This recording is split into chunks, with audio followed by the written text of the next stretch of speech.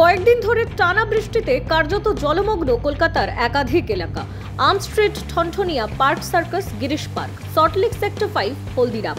জল জমেছে সব জায়গাতেই। ভোর থেকেই শহরের বিভিন্ন প্রান্ত থেকে ফোন আসছে কলকাতা পুরসভার কন্ট্রোল রুমে।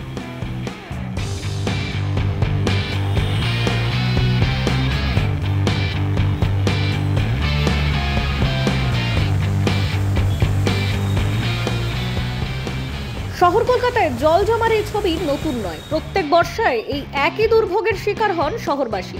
অফিস টাইমে এক হাঁটু জল পেরিয়ে রাস্তায় বেরিয়ে বিরক্ত তারা।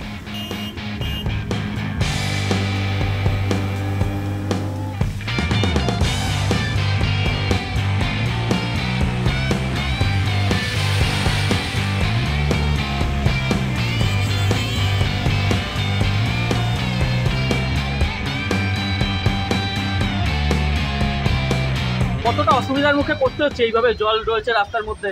প্রচণ্ড এটা তো বহুদিনের প্রবলেম, এটা তো ঠিক হচ্ছে না। মানে কী বলবো, আর এটা আমাদের কিছু বলার নেই, প্রচণ্ড অসুবিধা। এই যে এই কয়েক ঘন্টার বৃষ্টি এবং তার জেরে এরকম হাঁটু সমান জল রয়েছে। হ্যাঁ, এটা মানে দেখছেন তো, আমাদের মতো হাজার হাজার লোক বিভিন্ন অসুবিধার মধ্যে পড়ছে। এটা বলছি তো, অনেকদিন বহুদিনের ব্যাপার। এটা কোনো পুরসভা থেকে কিছু স্টেপও নিচ্ছে না ঠিক করার জন্য।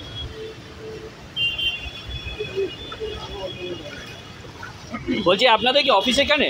হ্যাঁ। বলছি, এই যে প্রতি বছরই জল হলেই, বৃষ্টি হলেই এরকমভাবে জলমগ্ন হয়ে যাচ্ছে, কি বলবেন? কি বলার কিছু নেই, মেট্রোর কাজ চলছে, সেই জন্য জল পাম্পিং হচ্ছে না। এই জায়গাটা এমনি ঢালু আগে থেকে, সেই জন্যই অবভিয়াসলি কিছু কাজ তো করাই উচিত। এরকম করে প্রবলেম হলে তো সম্ভব নয় না। অন্যদিকে পুরসভা সূত্রে খবর, ফোন পাওয়া মাত্রই সংশ্লিষ্ট বড়কে জানিয়ে দিচ্ছেন তারা এবং পুরসভার নিকাশি কর্মীরা রাস্তায় নেমেছেন পরিস্থিতি স্বাভাবিক করতে।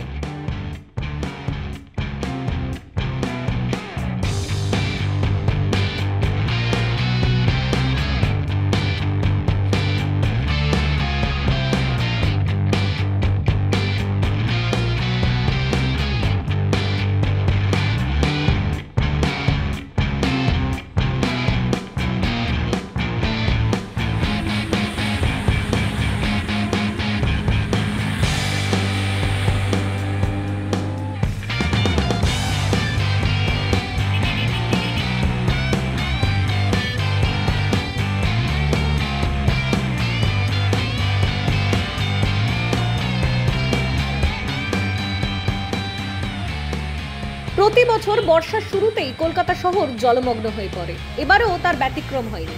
কোথাও হাঁটু জল, কোথাও গাড়ি থেমে গিয়েছে জলমগ্ন রাস্তায়।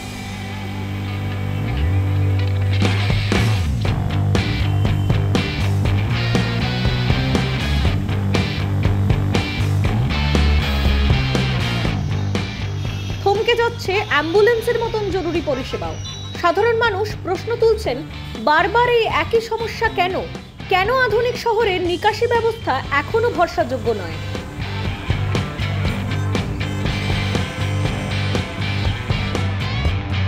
গাড়ি বৃষ্টির জন্য ওখানে প্রচণ্ড জল জমে আছে, জলের উপর দিয়ে আসছিলাম, মানে জল লেগে ক্লাস প্লেটটা পুড়ে গেছে। হ্যাঁ, তারপর পেশেন্ট ছিল?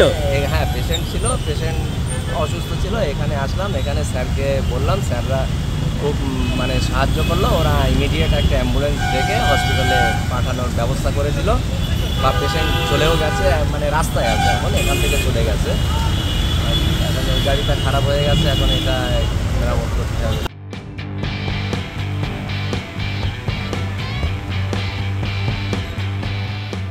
এখন দেখার কবে এই সমস্যার স্থায়ী সমাধান হয়।